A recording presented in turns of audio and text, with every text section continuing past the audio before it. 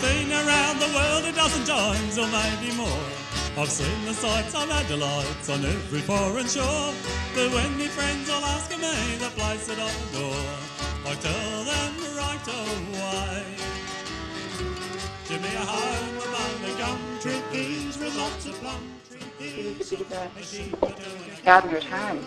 Well, I thought he learned it. Passed down through the family. I think he probably as a kid, because his mum used to make me go down to the garden with him. He was an old man, and I was supposed to go down and help. And he would pick out a carrot, the best one he had, and he'd pull it. Under the parsnip, an onion, a red beet, and he'd pull them. Oh, he knew the right one to pull. The best of the crop. Mm. And cut the top off. Throw it on the ground, chuck sawdust over it, a little bag over it, leave it there. Sit there all winter. Mm-hmm. Come spring, he'd plant it. I'm going to try that myself. And up come, you plant them, they all grow, Mm-hmm. straight to seed. Oh, yes, yes. He used to tie a bag over the top and then cut it off when it got ripe and have his seed. That's how he got all his seeds. Yeah. Oh, okay. And I said to him, well, why do you pull them? Why don't you let them grow straight to seed? He didn't know. I don't think he knew why. But that's how he used to save all his seed. Oh, okay. We've had a photo of you and him getting a big drum of water out of that well down there. Mm. Did you have to carve that water with the veggie garden from the well? That was a fair way. You've got a photo of that, say? I know, I've seen one. So there's a Was photo somewhere. was it him or Dad? I thought it was him. Well, I know we used to. Have you got that photo? No. No, we used to cut water out of the well down there. You must have that photo. You had a few photos. I remember doing it. Well, I remember seeing a photo of it. I remember the one with us cutting wood. That's the one I've been after. The 3 generations. Mm. That was a nice photo, that one. I'll run it down. Oh, won't get the original, but I can get something. No, someone had like A4 size. Mm. They were going to copy them. Noel's found another one smaller, something about Ganga sitting on a stool by himself near a dog kennel. I don't remember where the dog kennel was. Where was he buried? Albert. His stepmother and father and his stepbrothers and sisters, they all came, and his sister Jane and his brother George, they all came in 1886. So it appears that Robert either came before or after them.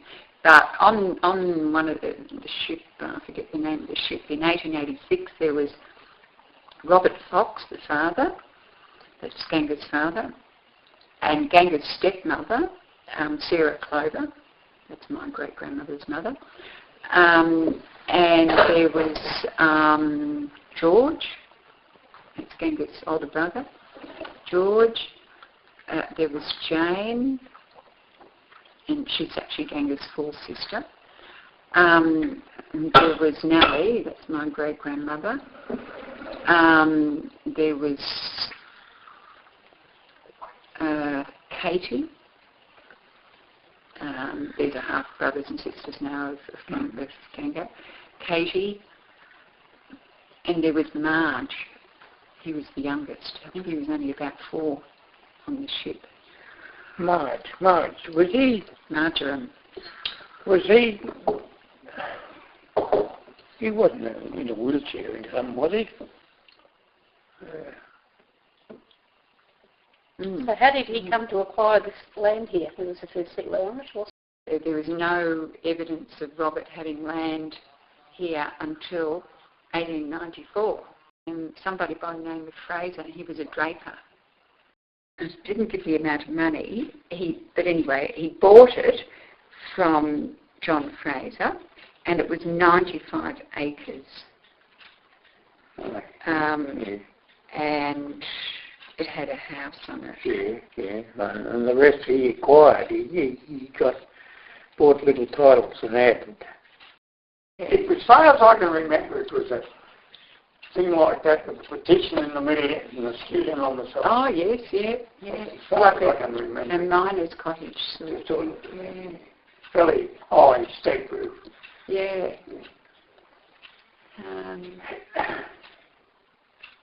Because remember these plum trees growing around it. John said, we were talking about old houses recently, because my daughter's looking at one. And John said that old house over there has got saplings in the roof instead of... Somehow, yeah. I thought, well, that's showing its age a bit now, isn't it? Instead of, the rafters and beams. Some of the... It's got saplings. A lot of it would be split timber too, not sawn. Because we were trying to discuss when do old houses, give up gracefully and fade away. They go on forever if you look after them. You don't remember the old house that was there, in behind the shearing shed. Before your time, I can remember it. This one, Bob, this old house you're talking about, did your father build that? This one here, well, I suppose the old granddad must have built this. Ganga. Oh, that's right, yeah. So it's over 100 years old then. It still have to be, Yeah, so he probably cut all the timber himself, do you think? Well, in the roof, some of it's just split timber. Split rafters.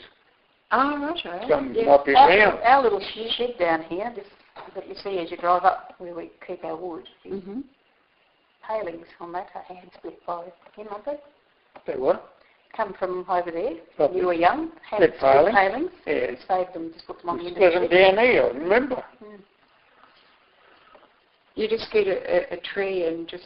Get it into billets and then get a pail and knife and give it a whack with a wooden mallet and just get a good one that just split straight through. Yep. But you can't get those trees now. They don't make them like that anymore. All of them are good, gone. The red stringy bark was better because that is straight grown. Yep. He put up a fence.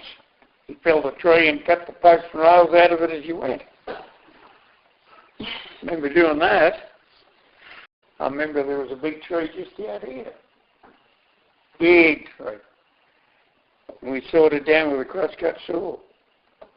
And the crosscut saw was, time it got into the middle of it, you only had about that much on each end that you could move. The rest of it was taken up with the tree that you was gnawing away at, trying to saw the thing down. It was a slow job, but they got there.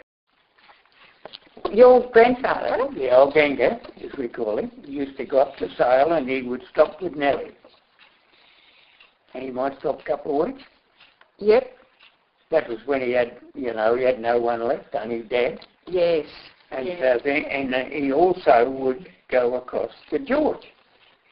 George over at Ballara. Oh, yes, his brother. Oh, yes, his brother-in-law. Yeah. I can remember George, I can remember Nellie, and I can remember my granddad, and I remember those three. The three of them, yep. But they're the only ones, as they come each generation. But you remember Sam, too. Yeah, Sam, yeah. I lost track of them. Like, I knew those old ones, but I didn't know the ones that come along. The next ones, yeah. What do you remember about Nellie? Oh, honey, she was married to Glover, wasn't she? Yeah, Big, they used to call him, or Alex. Alex Glover. Did he have a lame leg or something? He had one arm. Well, and you had something. Lost it on the chaff cutter. Oh, yeah. My granddad used to go up and stop up there. Ah. So he came in to live in Yarram, just when he got old? Or? Well, I think it probably when he came in, Dad probably was married. But I can remember Eileen and Mara And I can remember him living in Wesley Street because I used to come in and stop there some weekends. Yes. Yeah. I can remember them. Yes. But I can't remember Nellie. Like the older ones. Yes. And she died very young. Yes. But when you were brought up on the farm, and at that you don't remember your grandparents living out there, or? I can remember I remember the old chap living with Mum and Dad. He lived with for many years. But prior to that? Well, no. Well, he might have got off the farm when his wife died, and Dad probably took over the farm, and he came in and lived with the other. Yes. Two, see? Yeah. Yeah. Yeah. And then he went back out there again. And then when he lost them, he had nobody, so he's gone back. Yes. Out there, and he had like me. He had a lame hip. He mainly used to just cut the wood. Just split the wood and bring it over to. Yeah. And he used to sit on the veranda on the stool and smoke his pipe, strike the match and get his pipe going and put the match out and stick it down the crack in the veranda. And when we pulled the old veranda down, there was heaps of matches.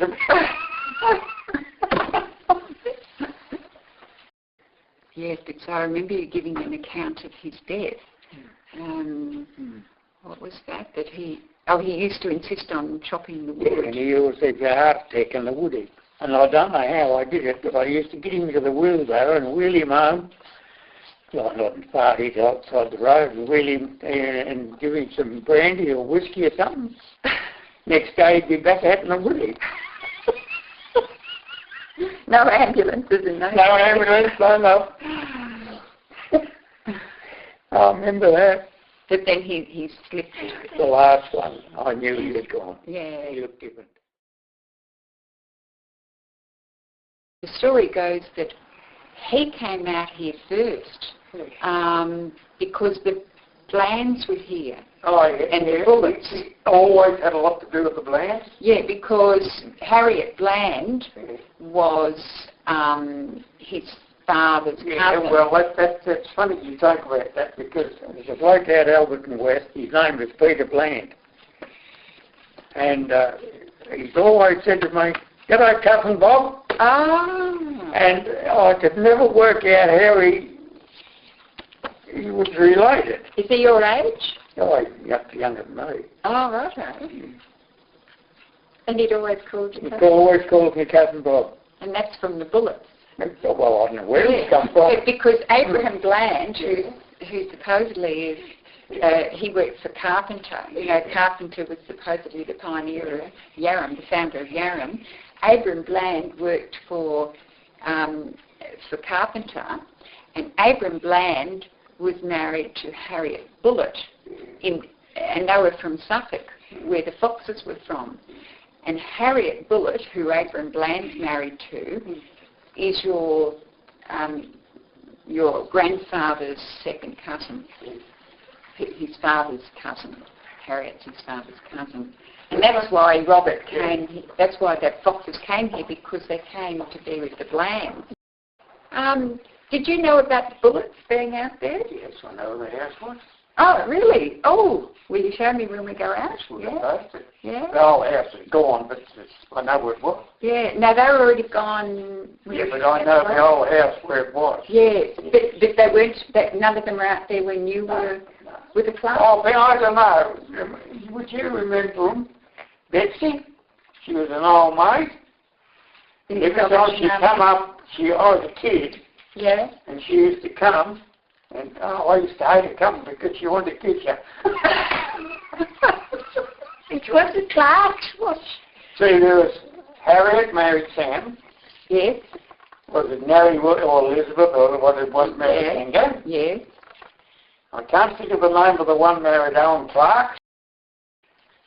Because I knew Harriet, because I knew Sam too. I used to go there. Oh, so you knew Harriet? Yeah. So she's a And I knew Owen Clark and his wife, but I never knew my own grandmother. Oh, no, because she died in 1917. Yes. See, Jack Fox, that's Sam's son, he used to work for Davis's. Now Davis's owned that block down there. And you know where all that mint comes up? There was a hut there. And Jack used to live in that hut in his young days and worked for Davis's. Gosh, so you're out at Devon, or Devon North, or North Devon from Devon North, we call it. 1894 until, well, you're still there, really. Well, I was born in 1925, and that's where I was born. And Yeah. I was there right in there till I shifted into here. Yeah. But I'm the only original one left now. They're gone. There's a lady come to live out at Bulger Road out here, and she got talking one day, and she's talking about Grandma Ellie. And I'm looking at her and I'm saying, Grandma Ellie. What, did you relate to me? And she never had a clue. It come down through the Bullets, the Clarks. And I was a couple of generations ahead of her. I don't know what I was, but like, it's a relative. And who was Grandma? Oh, Grandma Bullet. Ganga's wife. She was related to. That was her grandmother. Yeah. And she was a Clark, was she? No. Yeah. Her. Well, it would be probably a great grandmother. Yeah. Or might have been even one more. Was Mrs. Clark. Clark. Oh, rightio. Yeah. And anyhow, when we got talking about it, she said, I must tell Mum. And she told Mum, and Mum said, I want to have a talk. She said, we've got to have a talk about this. That's it. So we have. And she knows. Yeah. We went over to overseas there a few years ago, and we went to England. Did you go to Suffolk? Where? Suffolk, where your ancestors came from? We were on a tour. Yeah. And, golly, there's a lot of foxes in England. Was there really? Oh, they're everywhere. And here? Oh, yeah, you talk about a fox there. I had a granddaughter, or one of Faye's daughters up there. She wanted a pet fox. So, yeah. So I said, all right. So I had a little Jack Russell dog. Yeah. Oh, that'd be the right thing. And I knew it was. Yes. So I went over and I popped him in the hole and put a bag over the other end. Got there a few minutes and I had him. You had one? Yeah. And did she get her pet fox? I took it home and she nursed it and she put it in an old pigsty. I don't know how she thought it stopped there next to it. It lawn. That's the little thing about that lawn. We used to want it time to. Well, we're going to go for a little bit of Victoria. I've been around the world a dozen times, or maybe more. I've seen the sights, I've had delights on every foreign shore. But when me friends all asking me the place that I adore, I tell them right away. Give me a home among the gum trees with lots of plum trees. A sheep or two and a kangaroo, a clothesline at the back, a veranda out